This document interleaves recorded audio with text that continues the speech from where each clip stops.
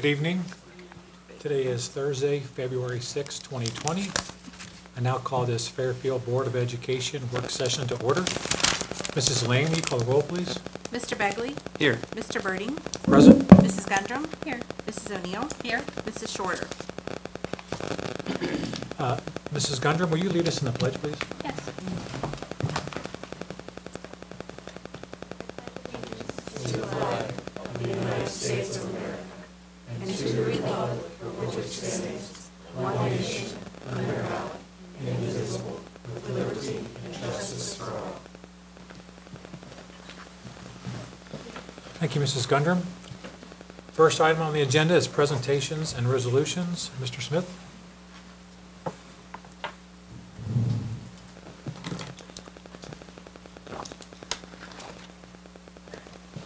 All right. We only have one presentation this evening, and that is the State of the District presentation. Very excited to give that. A couple things. Get myself organized here. One, there's a question. Do you have to wait to eat your official State of the District candy bar? The answer is no. You can have that at your convenience, so feel free to help yourself, or you can save it for later. And I also want to give a special thank you to Nancy Lane. You'll notice she doesn't have any items on the agenda this evening, and she decided to donate her time to me this evening for the presentation. So thank you, Nancy. All right, so we will get right into the State of the District tonight. Very honored and proud to have the opportunity to provide the State of the District presentation for our board and our community. You'll hear me talk a lot about many of the great things that have been achieved since the start of the current school year. All things considered, I believe that the state of our district is strong, and very excited to share with you the supporting evidence as to why the state of the district is strong. All right, so you'll see we'll go through slide by slide, and we are going to start with student achievement, and you'll see some bullet points underneath each of those major categories, and we're going to start with student achievement, specifically data. So our district uses the MAP assessments for grades K through 8. Every student in each grade is assessed. In grades 9 through 12, we only have a small group of students that take the MAP assessment. So we'll be focusing on the reading and math MAP data for grades K through 8 to start the evening. In math as a district, I'm happy to report that 8 out of the 9 grade levels have met the projected growth estimate. And you do have some documents in your folders. They should be familiar to you. They're similar to what we've had in the past. And you'll see little diamonds and squares. But if you're able to interpret that, if you look at those 9 grade levels in math, again, 8 out of the 9 have met the projected growth. The only grade level that fell short was 3rd grade, and they missed the mark by 0.9. Whenever we receive data, we analyze it. We have discussions about what we might learn from the data, how we might better meet the needs of our students. So, for example, after receiving this initial data, I discovered that only one of our elementary schools met the projected growth in 3rd grade math, while the other 5 did not. So in that kind of situation, our folks will get together and see whether or not we can learn anything from that particular elementary school. You know, are they doing something differently that we don't know about? Sometimes you can learn something and sometimes you cannot. It's not an exact science. So sometimes, and you know from the state report card, a school will produce outstanding results, and the next year they may not have outstanding results, even though the same teaching staff is there. And so a lot of our teachers have those conversations with each other. You know, how can this be? You know, last year we did so well, we're doing the same exact thing. And you'll hear me mention tonight on a few occasions that our kids change, and every class is different. Every grade level is different, and again, our kids, their needs of change and evolve over time, and so we try to change with them.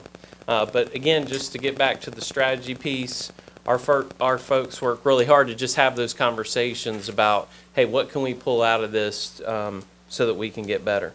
So that was math. In terms of reading, again, 8 out of 9 grade levels met the projected growth estimate. The only grade level not making the mark was 6th grade, and they were very close. So if you can tell, the projected growth was 2.9, and they ended up at 2.8. Again, we fell a little short. We'll go back and take a closer look and see what we can learn. And I also, if you remember a year ago, I stood here and talked about how our results were not so great, and that we had less than half of our students meeting that projected growth across the district. I went back and did some research. While that was the case then, we talked about, hey, we're going to take a close look at this. At the end of the year, we had some of the best results according to the MAP data at the end of the school last year, even though at the midpoint we weren't feeling so great about the data. So, we talk about having a balance and not panicking and seeing things through and being persistent. And we need to do that if the results aren't what we want, but also have an understanding, even if we're getting the results we want, how can we continue to get better? How can we continue to push?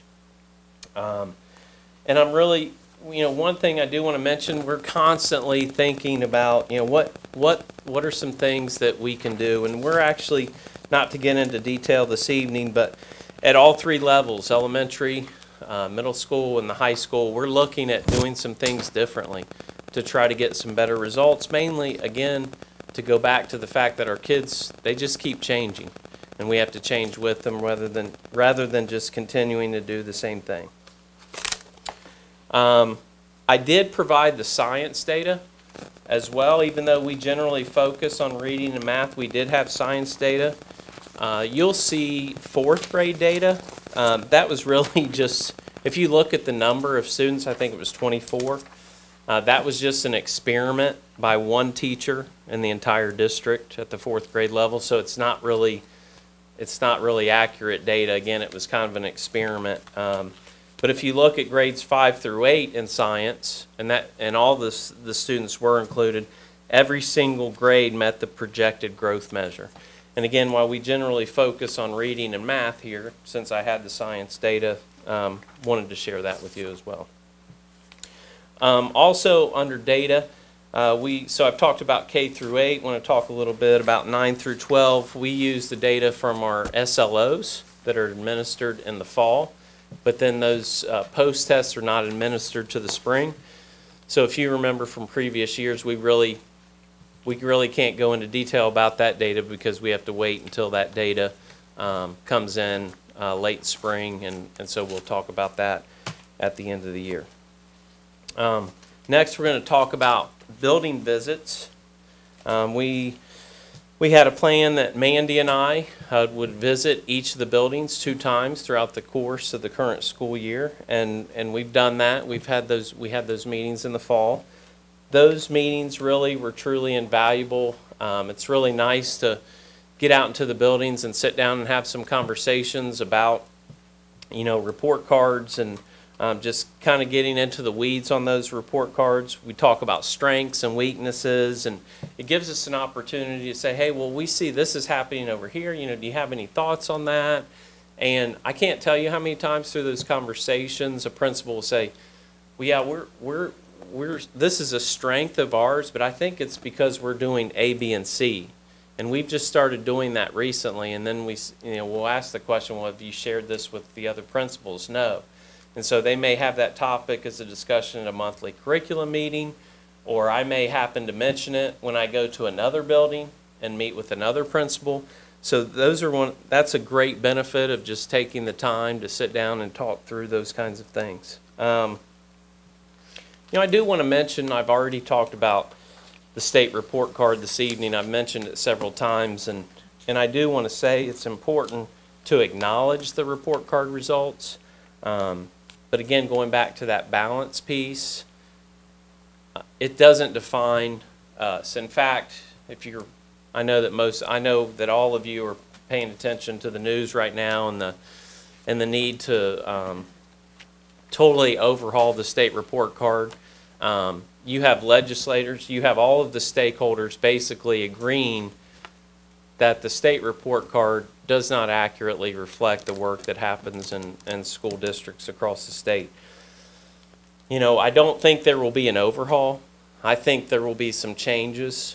You know, you have to, anything that you change, if you just blow it up and you start from scratch, it's always more difficult. But I do think that all stakeholders are coming, you know, sitting at the table and have reached consensus and said, hey, we need to make some changes so that this report card accurately reflects the work that's taking place. So, you know, when we have those conversations, I have to remind people that, hey, we're not going to become obsessed with the state report card, but we can use it to compare, to analyze, and figure out maybe you know, take a look at some things we could do differently. So again, I mentioned those meetings took place in the fall, and then we'll have round 2 of those meetings in the spring. And actually, Mandy has started an additional round of meetings, I think, in January. She's been going out to the buildings with some folks from her department, and then she and I will get back together in the spring and resume our tour. So, and I'm going to take a break for a drink. I mentioned about 3 hours ago I started getting nasally, so I apologize. This would be a good time to take a bite of your candy bar.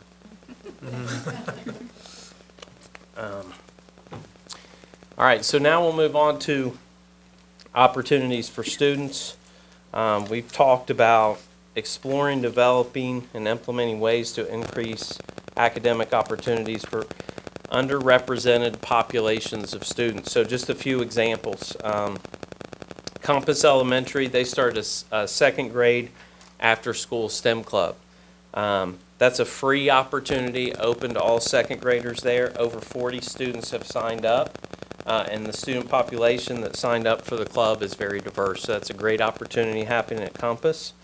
Also at Compass, was actually recently in the news, Connections Mentoring Program, which promotes social, emotional, and academic success of children by pairing students of color with a mentor.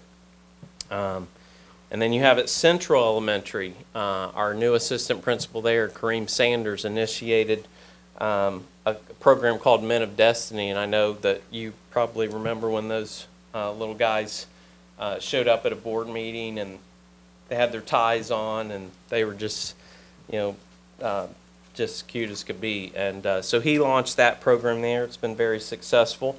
Over Central, they've also launched a Big Sisters program for female students. So those are just 2 examples. I do want to mention, I'm just capturing just a few things tonight. So there are programs at all of our schools, but I'm just, you know, I'm probably going to go for about an hour. I could go on for probably about 3 hours, but you would run out of candy by then. So there are lots of things happening. I'm just picking just a few. At our freshman school, they have student advisory and leadership team comprised of students who traditionally have not been exposed to leadership opportunities. I do want to mention, you know, I love to hear about programs like that because often students get chosen to be in a club because of their leadership, the leadership qualities they've exhibited in the past. And, you know, we really have to think about giving opportunities to more students because if they don't have a chance to be in a leadership position, you know, they just, if they don't have it, they're not going to, you know, they just need opportunities. So I love it when we specifically identify some kids who, hey, this student's never been involved in something like this. Let's recruit him or her and get them involved. ACT-SO is an elective course at the high school. As you know, our students have presented here at the board on a number of occasions. We also have at the high school the Success Connect mentoring partnership with Cincinnati Financial, which dates back probably 10 to 12 years or so. And then we also have at the high school, any student who enrolls in an AP class has his or her AP testing fee paid for by the district. So I want to publicly thank the board for supporting that initiative and so many other programs and initiatives across the district that are designed to increase opportunities for students. Next we have our technology committee. So at the beginning of the year we talked about forming this committee. We had to actually talk before the beginning of the year, but really took off in the fall with the possibility of implementing one-to-one technology for our students during the 2021 school year. We also said we wanted to have a presentation at some point. So members of our technology committee presented a one-to-one rollout plan to the board and our community back in November, and we're very excited to be offering that level of technology for our students in grades 9 through 12 at the beginning of the next school year. We're hopeful that we'll be able to implement the plan at additional levels in the future, so we're just kind of in a wait-and-see mode there in regard to that. But I'm just really proud of the fact that our district's moving forward in this area, and I think in the end our students will benefit tremendously from it, and that's what it's all about. Moving on to the next slide, meeting the needs of students. Talk about a social emotional learning survey. So prior to the start of the year, this is something we've been talking about for a while as well.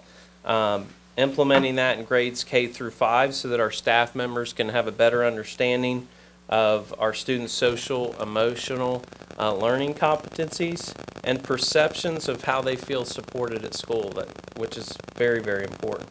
So those first round of surveys were administered in the fall. Second round will be administered in the spring. Parents of students received a letter that shared the results of their child's survey. So in November, teachers received training on how to read reports and implement strategies. But I want to point out these surveys are just another tool that our staff members can use. And it's another example of the district's desire to provide our students with the support they need to be successful. We often talk about something being another tool because, you know, sometimes our staff members are able to pick up on things without a survey, you know, but other times, and I've told this story before, you know, when I was principal at the high school for 6 years, it was very common. I would try to be in the cafeteria every morning to greet kids when they came in, and I couldn't, there were some students that just wouldn't even look at me, you know, just walked around with their head down. Not that that means anything, but you know, again, we have a large student population, and so it's easy if a student, you know, wants to be unrecognized, they can accomplish that. So this survey again just gives us some information that we may otherwise not have access to. So it's been very beneficial. Next, our summer lunch program. We did initiate that in the summer of 2019. We plan to offer it again in the summer of 2020. We received very positive feedback from the families that took advantage of the program. And again, love the fact that our district and our board and our leadership sees the value in those kinds of programs. Next, I want to talk about our academy expansion. The academy we were hoping would be open for the beginning of the 2021 school year, and I believe that it will be. We are on time and under budget. The academy just reminds me of a phrase that we often use, that we want to meet our kids where they are. And the academy has been very successful for grades 9 through 12. You know, as a former teacher and administrator at the middle school, I know the importance of having the additional options for students. And for years we had those additional options. And it's been about 10 years since we had an option like an academy for our middle school kids. So super excited about it.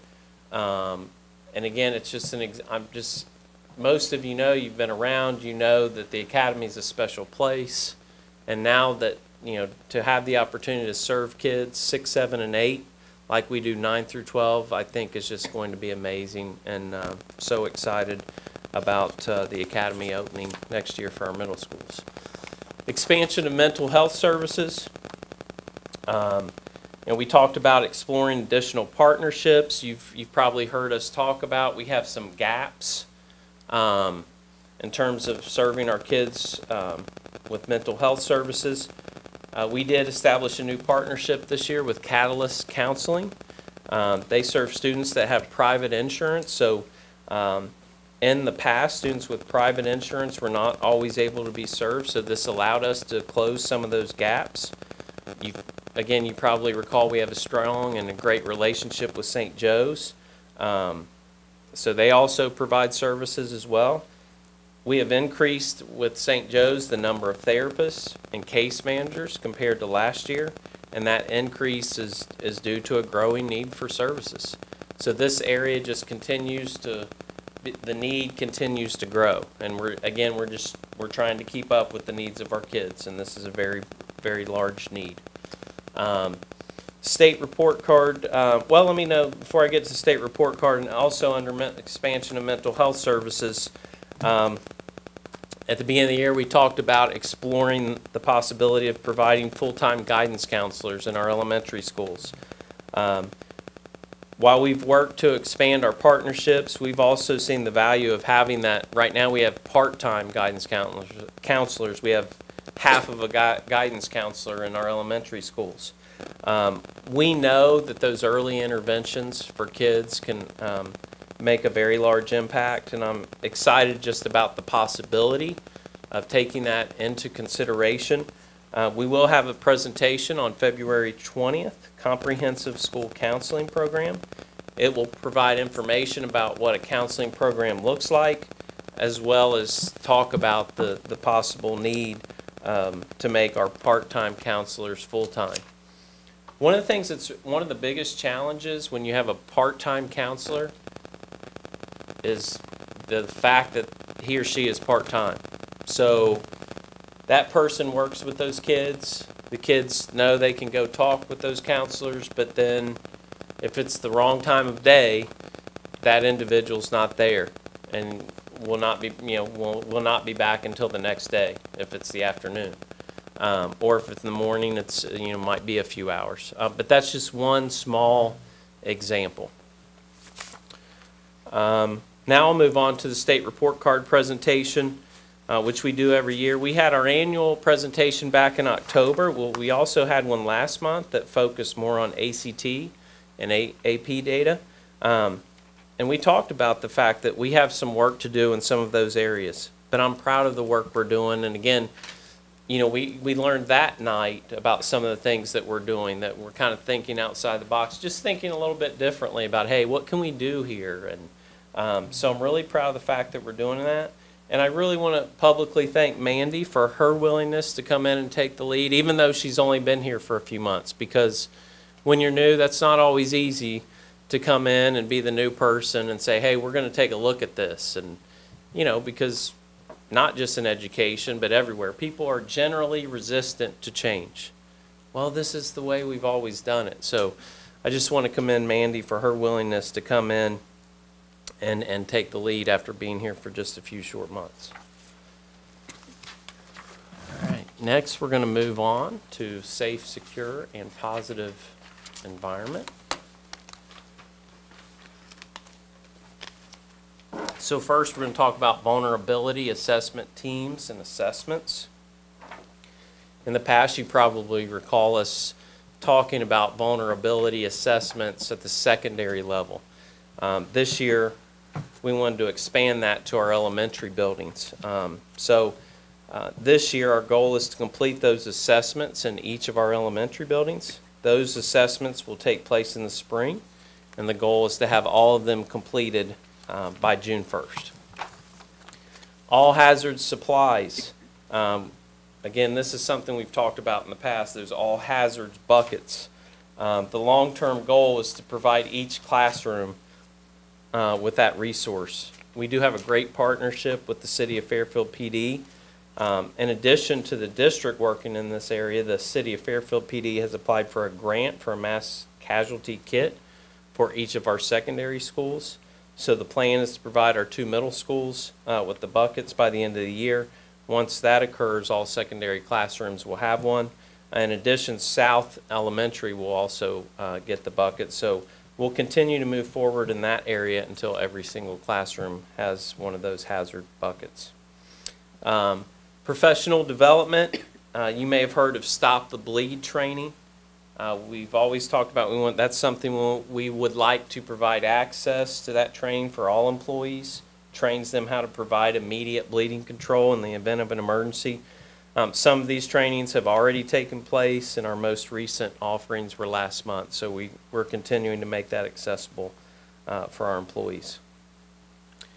Also want to talk about, tied in with, well, a few different categories, is our Hope Squad.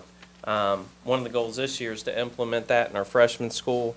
It's a school-based peer-to-peer suicide prevention program that empowers students to report concerns to staff members. And I think I'll talk about this a little bit later as well. But as part of this implementation, our freshman school staff members were trained in QPR, which is question, persuade, and refer.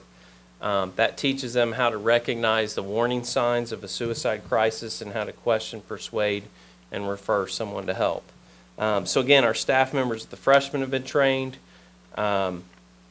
And one of my favorite presentations at Rotary earlier this year, we had a student present, did a really nice job educating the community, or the Rotary community, about the Hope Squad. We've also had some board presentations, and I think we'll see those a little bit later. It's really valuable because it's important to educate folks about that program, because sometimes when they first hear about it, there's a concern about, should we have our kids in this kind of role? But it's really, they're that kind of the eyes and ears of our buildings, and the studies show that the kids will actually, they're much more likely to talk to a peer than they are to an adult. And these kids all receive training. Their parents have knowledge about this program. They know exactly what it is, and they are to report it to a staff member so that we can get the student the help that he or she needs. Our high school staff will be trained in QPR on April 13th on our next in-service day. Partnerships and communication, I've talked a little bit about St. Joe's. One of the things we do, we have quarterly meetings just to talk about the mental health services that our students need and how we're doing there. We've had a couple meetings already in September and December. We have two more scheduled in March and May. We have St. Joe's, we have our administrators, we have community liaisons there, guidance counselors, and I mentioned earlier, we do have an increase in the amount of therapists and caseworkers as a result of the need by our students. So again, we continue, it's important to say out loud that we don't just have these counselors coming in, that we actually have people that sit down, take the time to evaluate our processes, our procedures. For example, last year, that as a result of that group meeting, they implemented a referral form, so that they could keep track, and there was a process in place. Also, under this category, communication, if you check out our website, you'll see that we have a web page that contains information about safety, security, and mental health issues. If you haven't checked it out, I would encourage you to do so. You can go to our webpage under the Parents tab on the district website, and there's all kinds of information there. And as a district, I think it's important to say that we don't share everything in our safety plan because, law enforcement advises us not to. That's not something that everyone should have access to, but you can find a lot of valuable information there. Also in this category, I want to talk about radios, radio communication system. You can see my radio over there. And so all the district office staff, or many of the district leadership team members have those radios. Our principals have them. It's great when you don't have to use them. But there are times, and we've already had a few examples this year. One was a bus accident, and thankfully no one was hurt. But whenever we have some kind of incident or issue going across the district, it's very common. Often I'm with Gina and the principal, and sometimes I'm with Roger, sometimes I'm with Jeff, and I'm talking with the chief of police, and the phones, I can't keep up with it. I'm getting text messages. I'm trying to give Gina some information, and my phone rings, and it's the chief of police, and I don't get to finish with her, and then talk to him, and while I'm talking to him, 3 other people are calling in about whatever it is we're dealing with. It's just hard to manage. And you know, in an emergency, time is critical. These radios allow us to just, you know, all of us can chime in. We can have this, you know, 5 people in a conversation on that radio, and we don't have to call each other back, and we don't have to cut our conversation short. It's all in real time, and someone can say, hey, what about this? What about that? Versus sending a text that I may not see for 10 minutes because I'm on the phone. So those have been a blessing to us already. Again, that was one of our goals at the beginning of the year, and they've come in handy. The last thing under this category, we talked about, you know, we're very thankful for the addition of school resource officers this year. We've added 2. And so one of the things we talked about was the need to just take the time to have those meetings and have quarterly meetings with our SROs and our administrators to just get together in a room, talk about current issues, trends that we're seeing, potential issues that may arise, and we've done that. Our most recent one was on December 3rd, and we have one in February and another one coming up in April. So those have taken place, and they've been scheduled, and they've been very valuable for everyone involved. Next, we are going to go to community engagement.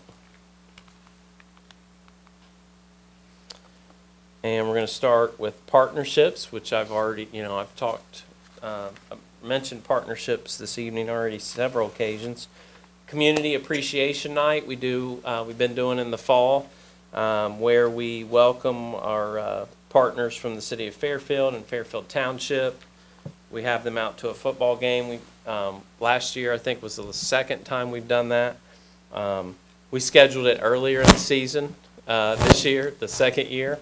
If you remember the first year, it was cold, it was rainy. Put in an order for some great weather. So we had great weather, we had a wind, and it was just amazing.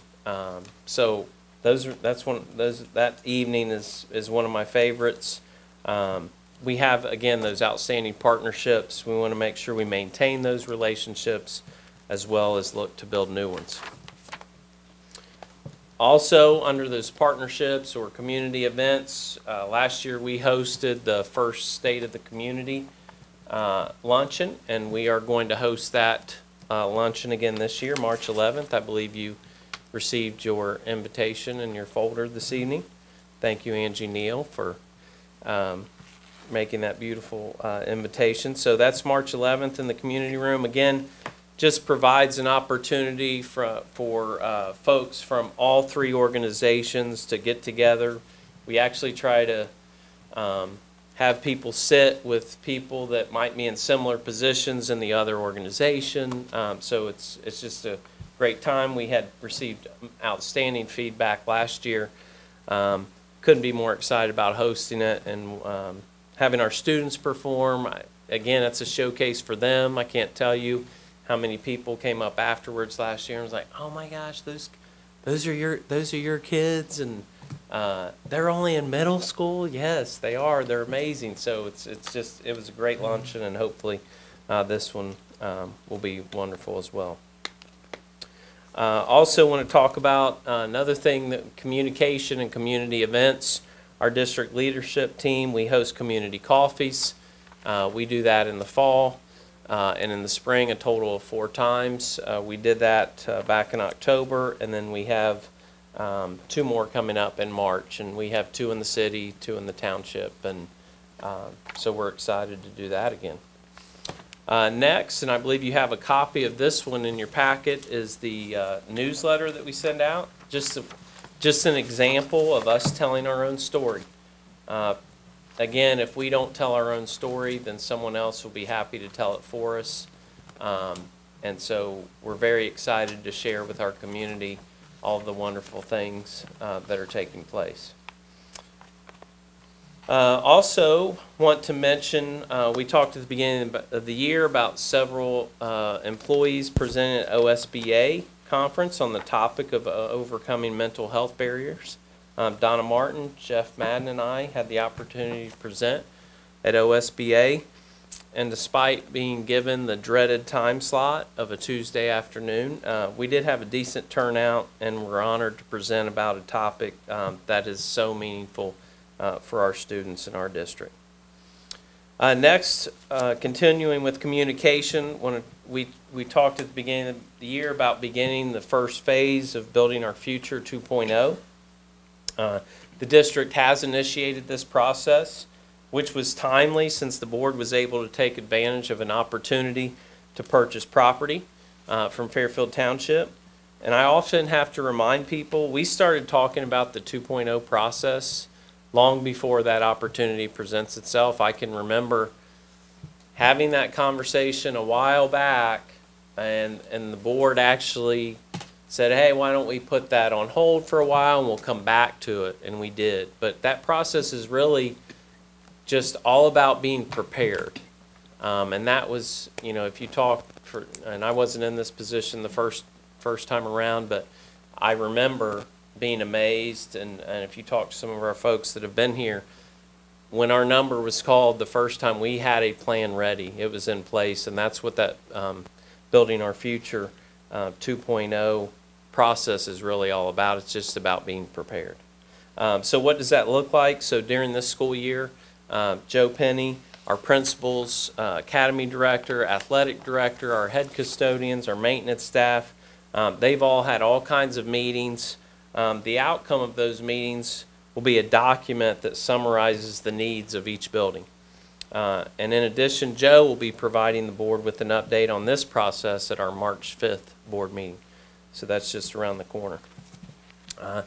Also under communication, would also like to touch on, we talked at the beginning of the year, maybe even back to maybe the end of last year at some point. I think it came up as a topic at a board meeting, and that was having our parents and our community members take a survey. And we were able to do that back in the fall. It was open for a week. Gina presented to the board and community in regard to those results in November. And as a leadership team, we had some discussions about identifying the themes and the feedback and sharing those with the people in their departments. Maybe consider, again, how we can better meet the needs of our students and families. One of the neatest things that came out of those survey results, we had quite a few people that completed the survey that don't have students in our buildings. And that was, I love the fact that that happens, because I really want us to be the best we can be for our kids and our parents and our employees, but also the community as a whole, and the folks that live here that don't have kids in our schools. Next, I want to talk a little bit about service. At the beginning of the year, one of our goals was to just provide some service opportunities for our employees here at the administration building. So we've had 3 service Saturday opportunities already, 2 at the Joe Nuxall Miracle League, 1 at Matthew 25 Ministries. Had great turnouts, look forward to some in the future. I know we have free throws for kids coming up. Unfortunately, it's over spring break, so that kind of dampers our participation, but Nancy Lane and Roger Martin, I believe, are going to participate, and maybe Joe as well. Last year we had a little friendly competition. Well, some people would say it wasn't friendly at the free throws for kids, but again, it's a service opportunity, and it's just really nice to get together with your colleagues and go out and serve for a couple hours, and you end up having conversations that you wouldn't have when you're at work because you're too busy. So again, it's just one of those things that we wanted to present to our folks, and we've had a nice response to it. Also under service, want to talk a little bit about our back to school bash. We'd like to have that again this year, and actually had a meeting this afternoon with Jeff Madden and Nina Rose to iron out some of those details. It's probably going to be even bigger and better than it was last year. I don't think we can cook any more hot dogs. What do you think, Roger? I don't know that it's possible. I couldn't remember how many. Did we have 2 grills or just 1? Just 1. Okay. So we talked about that today. But anyways, we're really excited. We are really going to try to expand it. And what I mean by that is just have more available for our kids because we ran out of book bags and supplies. Regardless of how many book bags filled with supplies we get, odds are we will run out. That's just how it is. After the school year started, we had a partnership with the local dealership, filled the bus, was it Jeff Weiler, and with backpacks and school supplies, and we went through all of those. We went out and managed to acquire some more. Whatever we get ends up in the hands of kids, and we always run out, no matter what the event is. So the need is there, but it was just one of the coolest things I've ever been a part of. Horse rides, free hot dogs, book bags, supplies, haircuts. Our health center was open and is going to be open again this year. I believe that's Saturday, August 8th, I believe, is the date we're shooting for. That's not confirmed. We still have to check with Crossroads, make sure the building's available. But super excited about that day. And we're going to have 2 horses this year instead of 1. Magic, I think, was the horse's name, and it was exhausted last year. And Joe wore it out there at the end of the day after everyone was gone, So, got 2 horses. But anyway, just an example. Everything's going to be bigger and better, and it's all about the kids. And so we're super excited about that event. All right, let's see. All right. This is like a super fast, just highlight reel. I know, Nancy, I said super fast, right? It's not always about the test scores. But again, I have to go through and just pick certain things because there's so much. So these are just some picks from opening day. One of my favorites, the official beginning of the best school year ever. Just a great day. I think it's just everyone's favorite. Back to school, that first day of school when all of a sudden our buildings come to life because their students are back. And that's, again, what it's all about. I can tell you our staff members, everyone talks about summer, and but the reality is everyone's ready for the kids to come back. We need the kids back in those buildings, and they really come to life when they get back to us. Love these pictures. These are our 4 SROs. Just taking the time to build relationships with the students that we serve every day. And they do an amazing job. They're out in the hallways. They're visible. They know the kids. They know them by name. When we were having those conversations, it's like almost, you can compare it to having another guidance counselor. They're not counseling, but it's another person there that some kids can build relationships with. And again, they're out in the hallways. So they get to know the kids, and the kids get to know them. It's great. If you remember, this is our district was honored to have our football team to be the first football team in the entire state of Ohio to wear these camouflage jerseys from the Ohio National Guard. On that same night, we honored active and retired servicemen and women and first responders as part of our Military and First Responders Appreciation Night. Creating opportunities for all. This, you may not be able to read that, but you can see some pictures. This is at the high school college and career night. This was a special event. Students and parents had the opportunity to learn more about college, apprenticeships, the military, business, and more. There was a special session on financial aid. There was a panel, a Q&A. But I love the fact it's not just about college. It's about apprenticeships. It's about military. It's about business. It's another example of us trying to meet our kids where they are, because not every student wants to go to college or needs to go to college. There are other opportunities there, and so we just want to, be able to support them whatever their dreams are. Looking to the future, September 5th, 2019 was a historic day for the school district as the Board of Education to purchase 32 acres in Fairfield Township for future use. That whole process just speaks to the partnership, the outstanding relationship that our district has with the township. We were able to purchase the property at a very reasonable price, and we're excited to see what the future holds for that site. Earlier I mentioned those service opportunities. These are some pictures of some folks that volunteered to serve as a buddy on a Saturday morning at the Joe Nuxall Miracle League. If you've never had the opportunity to do that, I would encourage you to do it one time. It's awesome. The kids are just amazing. This is a picture of our high school principal, Bill Rice, with 3 National Merit semifinalists at the high school: Jackson Bowling, Sarah Dance, and Lindsay Wilson. So those seniors scored in the top 1% of the 1.6 million students who took the 2018 PSAT. See a lot of congratulations in here. 2 students that were selected to be part of the Cincinnati Youth Orchestra, Farah Desai and Kennedy Baker. You may recognize Kennedy, as she is one of the students that spoke to the board as a representative of the equity leadership team.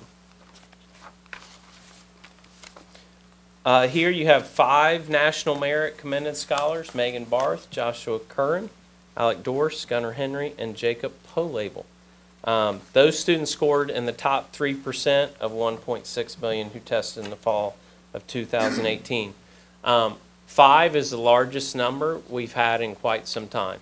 And I talk about being strategic, and that's what, in this case, we have staff members at the high school that have been using data to properly push these students as well as others, and have also been taking the time to teach test-taking strategies for this test. Now, some people may say, we shouldn't be, why are we focusing so much on testing? But again, like this is, this opens huge doors for these kids. So we're super excited to see that number growing. Going above and beyond, these are pictures from 2 special events designed specifically for our EL students and their families. At these events, they're able to complete paperwork, they get assistance, they receive information that will help to ensure the best school year ever for their kids. Men of Destiny, those are some great pictures.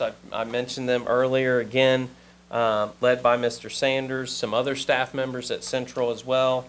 Mr. Sanders had this similar program where he worked in Georgia, and he just simply brought it to Fairfield Central. So they worked together to teach these young men to be productive at school and in their community, which is awesome.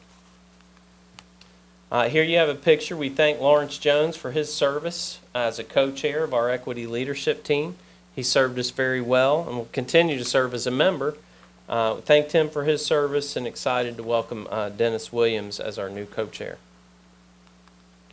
We have some more students here: Amber Colgrove, Dylan Vanderpool, Brianna Collins, and Alia Hoskins, and Elizabeth Lindsay.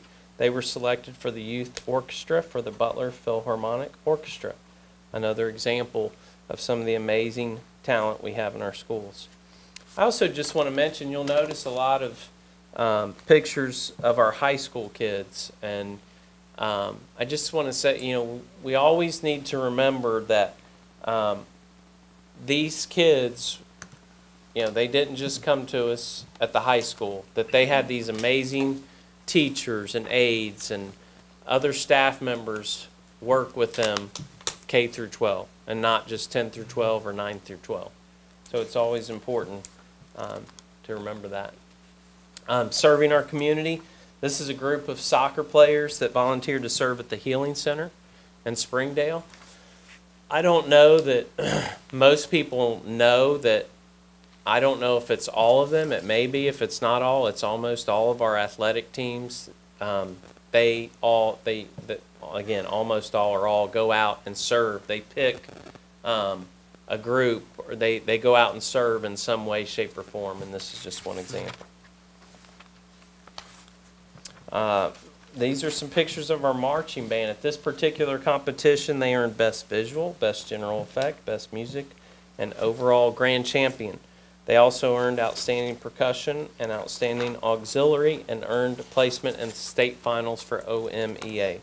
And as you know, our marching band is truly one of a kind. It's always awesome when I go around and talk to other superintendents, and sometimes that comes up. How many kids do you have in your band? Oh, 280. They're like, what? They are awesome. It's always an honor to watch them perform at the end of the year. in Dayton, as well as watch them all year. These are two students being recognized by Mr. Rice, Jaylene Canales and Alexia Dania, with certificates from the National Hispanic Recognition Program for scoring in the top 2.5% among Hispanic and Latino PSAT and MSQT test takers in the region. Oh, everyone loves a parade. So it's an awesome weekend.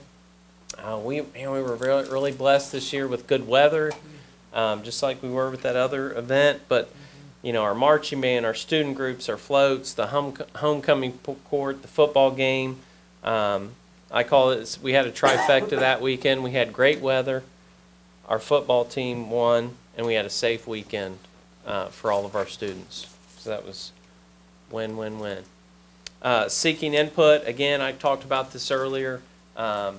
That week in October, where we asked our community members for feedback on leadership, teaching, instruction, special services, transportation.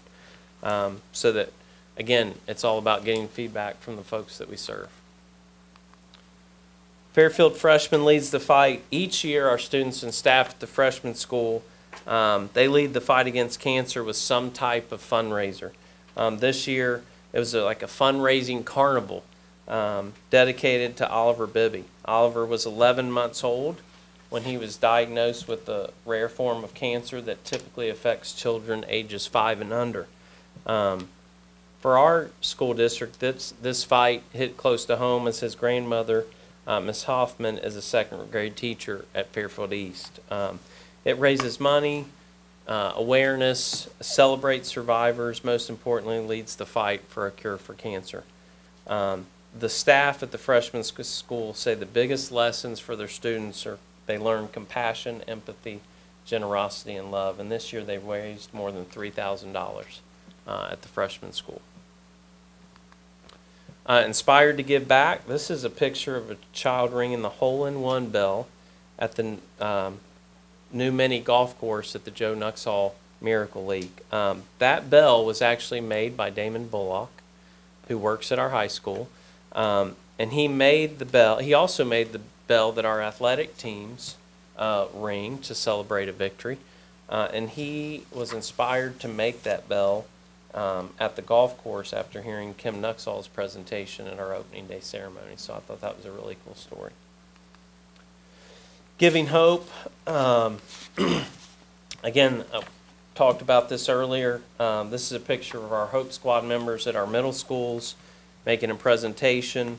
Again, trained to watch for at-risk students, provide friendship, identify warning signs, and seek help from adults. And again, we have that at our middle schools, our freshman school, and next year it will be implemented at our high school. All right, the future is bright. Pictures of that first STEM club meeting at Compass Elementary. So you see about 35 little engineers at that first meeting. They built pumpkin stands out of various materials. Lunch and Learn. I think most of you are aware we have a Lunch and Learn series at the high school. At this one we had Doug Cole, a structural engineer at Belcan, working with students.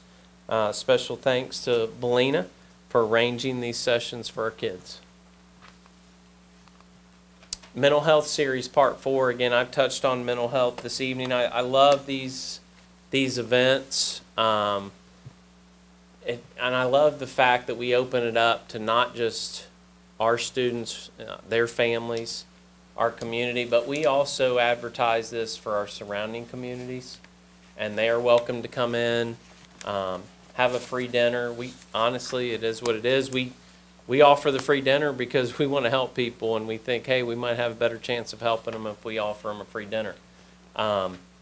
And so we just want to get as many people there as we can so that we can provide support to anyone that needs it, regardless if they're here or they're in a neighboring community.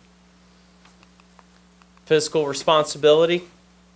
In October, the district was awarded an upgrade for Moody's Investor Services from a bond rating of AA3 to AA2. The upgrade was made prior to the refunding of approximately $51 million of bonds that took place on October 17th. The refund was able to produce $6.641 million in savings for taxpayers in the Fairfield City School District. Won't produce additional money for the district, but will lower the millage and future payments that taxpayers will make on the bonds. Nancy's over there nodding her head. She's in full agreement. You know, again, we've talked about balance, and this is a hard one, but, you know, we want to operate in a very fiscally responsible manner while trying to provide the very best educational opportunities for our kids. I am especially thankful for Nancy's leadership in the district, and I'm going to mention this. Alexis Vafidis, retired teacher, said it best on Facebook, on our webpage. She said, 3 cheers for Nancy Lane. May she never retire from FCSD.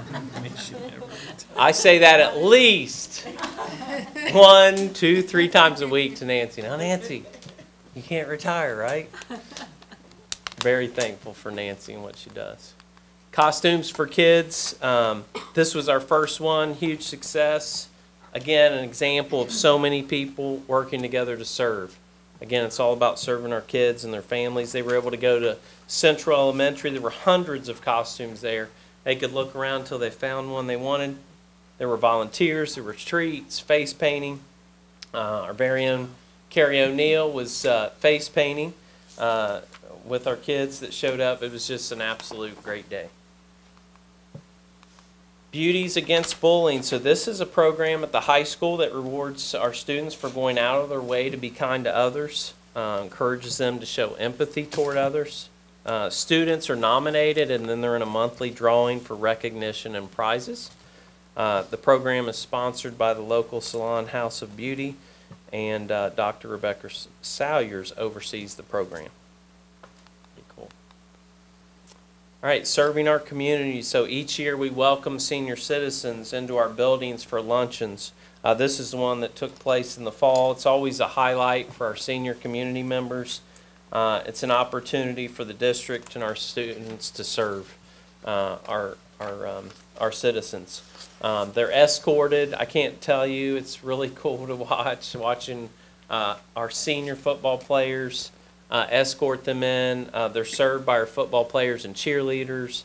They're entertained by orchestra and choraleers. And it just is an annual favorite of anyone that's ever been able to attend. So it's a great day. This is a picture of our 7th and 8th grade cheerleading team. They finished first place out of 7 teams at the GMC cheer competition, which makes them GMC champions. And we are always excited to celebrate GMC championships. So representing FCSD, these are students from our 2 middle schools representing our district at the Honors Orchestra concert sponsored by the Ohio Music Education Association. Also proud of the fact that Fairfield was recognized in 2019 as a best community for music education by the National Association of Music Merchants Foundation. This is one of my favorite stories. Ben Phillips III, so he graduated in 2017.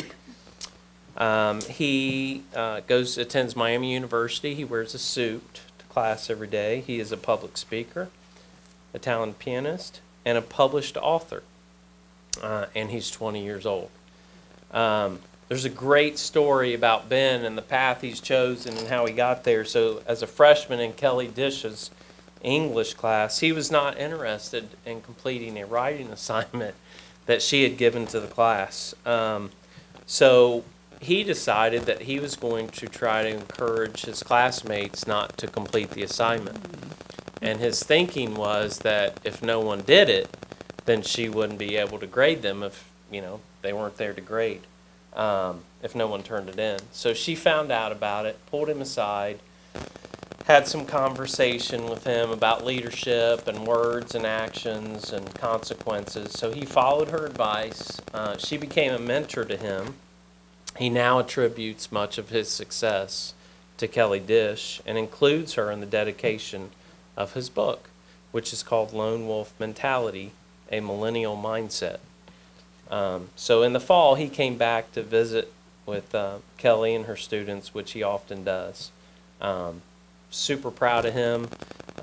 Another example of our staff members making a difference in the life of a student, and that's what Fairfield Pride is all about. West is Best. So their principal, Ms. Muller, challenged her students to go above and beyond during their fundraiser. They were working to raise money for 2 new playground structures. She promised that she would spend the night on the roof if they raised $20,000. And they were able to meet their goal, and she kept her promise. She slept on the roof on a cold and rainy night in November. That's good stuff. Future Ready, mentioned this earlier. This is a picture of members of our Future Ready Tech Committee presenting a plan for our district to become a one-to-one school district. Again, very excited to be moving forward with the plan for students in grades 9 through 12, and we're excited to see how we may grow the plan at other levels in the future. We'll see what happens. Community partnership. So these are some pictures. East Elementary partnering with East Butler YMCA and offer a safety class, swim safety class to 4th graders. So for 8 weeks, 4th graders use their physical education class to visit the Y.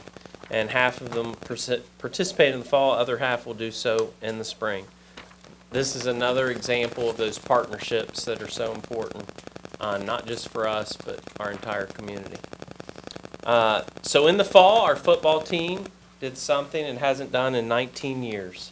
They won their first playoff game since the year 2000 when they beat Hamilton, a neighboring district and long-term rival. They had a really historic season, lost 2 games this year.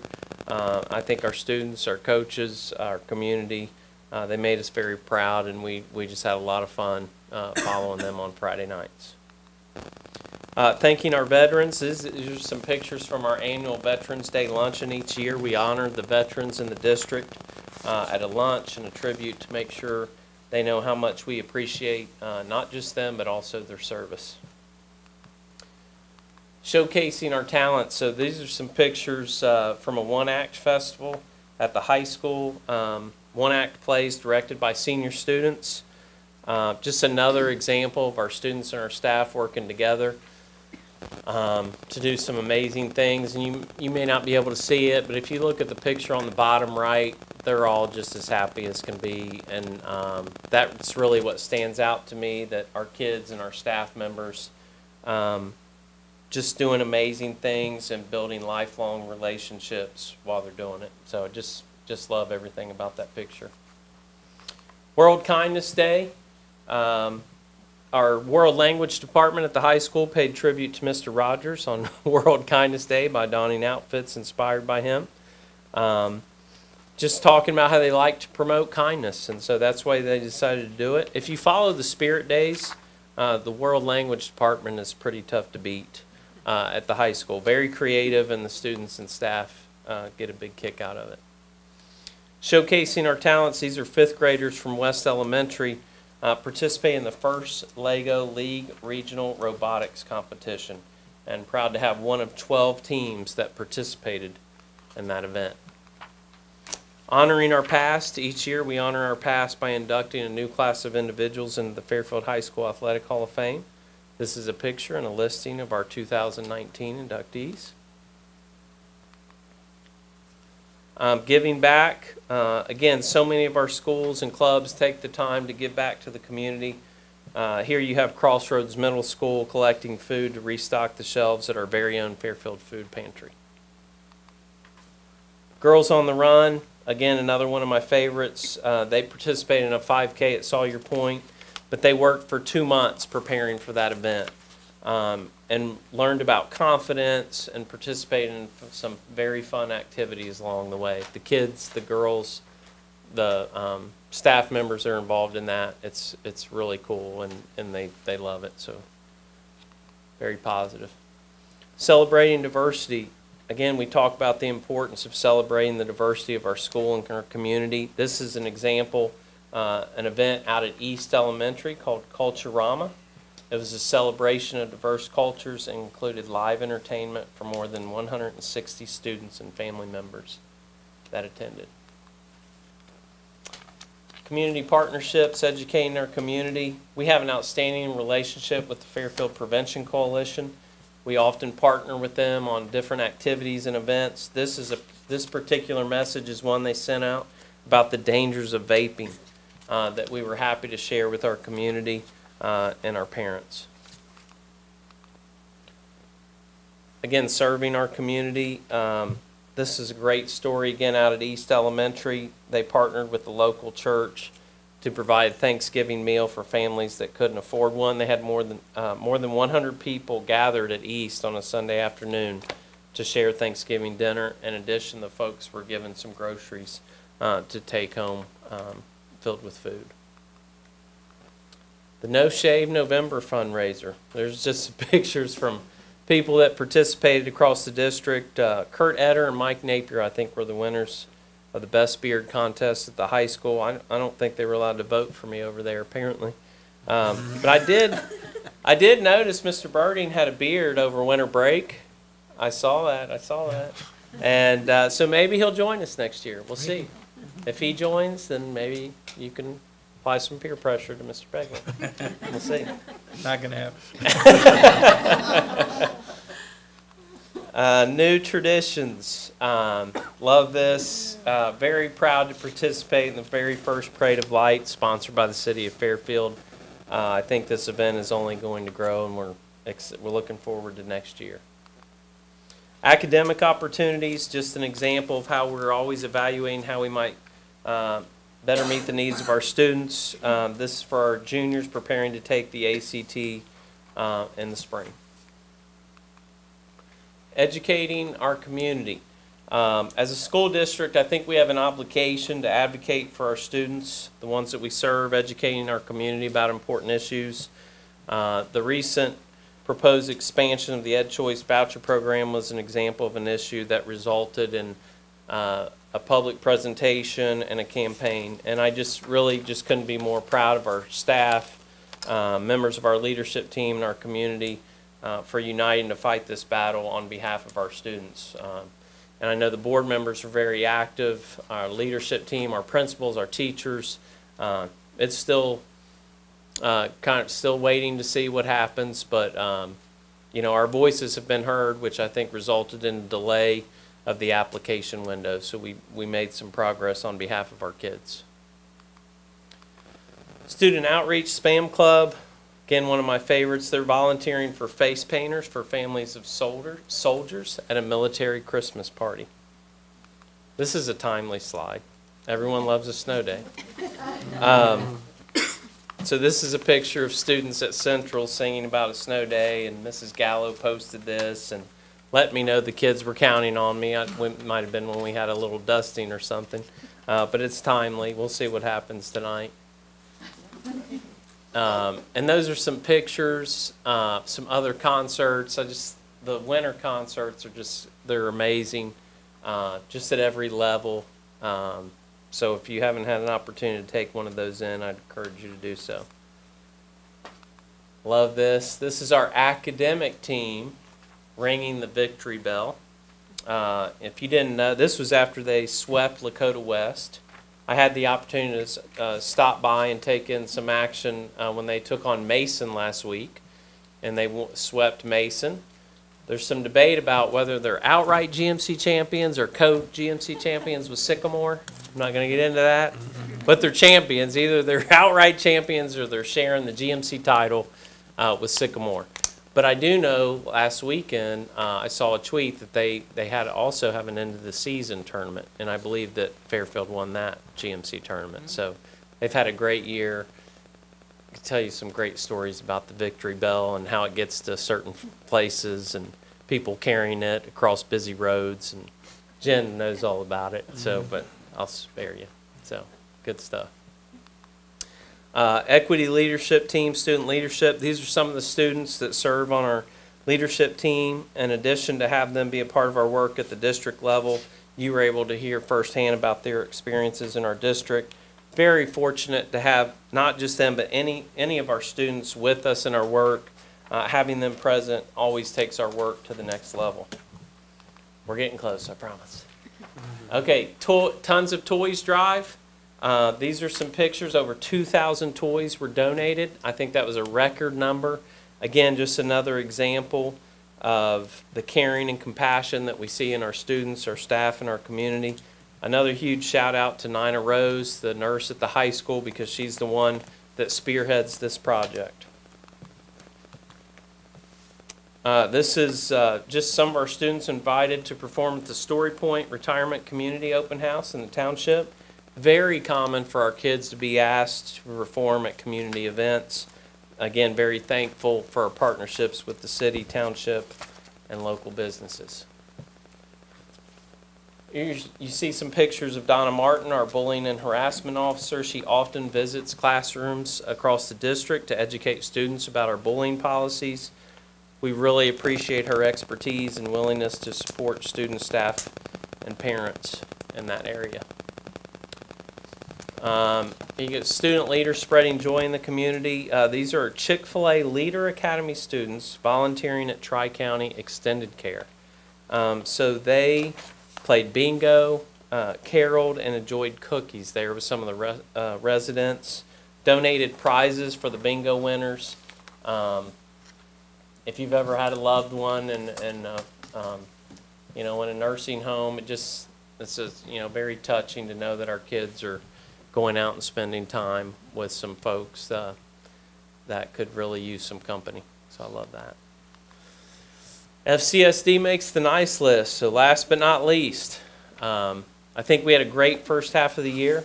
Final piece of evidence, we're in the middle of the best year ever. We made the nice list, which resulted in Santa and a visit from one of his elves.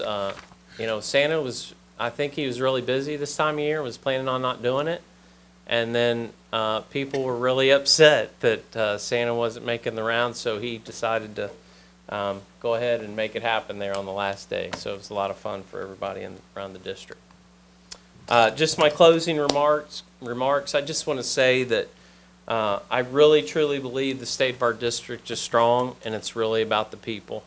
It's about the people that that work here, every single staff member, professional and support staff that work in each of our buildings. It's strong because we have a Board of Education that supports doing what we can so that our students can be the very best version of themselves. Our people put kids first. They do whatever it takes to provide an outstanding educational program for each and every student that walks through our doors. It's strong. Our district is strong because of the people in our community. Again, I referenced earlier this evening, even the community members that don't have children in our school. I just love the fact that they're engaged and they're plugged in, so much so that they're going to provide us with feedback on a survey. Our businesses that, you know, our buildings partner with, the East Butler YMCA is just one small example. That's all for the kids. You know, the adults, the only thing they're getting out of it is that they're super excited to have another opportunity for our kids. Again, outstanding leadership across our buildings, our departments, different levels, and again, a Board of Education that advocates for students and families that our district serves. Because sometimes the public forgets, you know, everything that, you know, when we make major decisions, those decisions come before you for approval. And, you know, the AP testing, that's just one small example. The one-to-one plan, the purchase of the property, that all goes back to the Board of Education. We have a lot of people that work to get things to your level. But I just super proud to be part of a district that just, again, works so hard to be the best we can be for the 10,000 students that we serve. So, and that concludes the State of the District 2020 presentation. I'll be happy to answer any questions that you have. Thank you, Mr. Smith. Any questions or comments from the board? I think you pretty much said it all.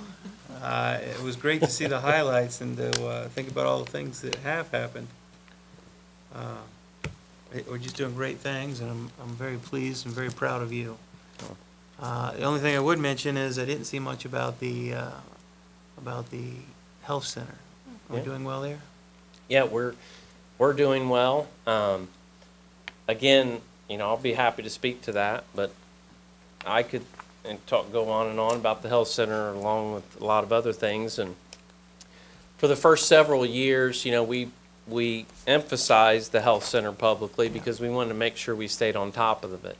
But we still provide data at our monthly administrator meetings that show how many, you know, it's a comparison for each building, the district as a whole. Those numbers are continuing to grow. So they're continuing to rise. We're transporting more and more kids every month, every year. So that we're keeping the health center busy. Absolutely. That's a great question. Ms. O'Neill? I agree, you said it all, which is great. And there's so many people that go into getting this to where it's at, the state, the district, and all those 10,000 kids that are in our care every day. So I agree. Yeah, I feel good. We're in a good place, so thank you. Awesome. Thank you. Ms. Gundrum, this was your first state of the district address. It was, and it was very interesting and very informative. When we come into these meetings every month, you know, sometimes you kind of, you will talk about something and then kind of gets put in the back of your mind, so it was nice to sort of be refreshed and see all of the things that have gone on this year and all of the progress that has been made so far. So I really appreciate you putting it together, and I found it very interesting. Well, thank you. And I definitely appreciate all the outreach that's been going on here at this district. It's not just about what happens in the classroom, but other aspects of the children's lives and the students' lives and the families' lives and other members of our community that they feel connected to the schools. It's not just a place for the kids to come. So thank you very much. All right. Thank you. You're welcome. Thank you.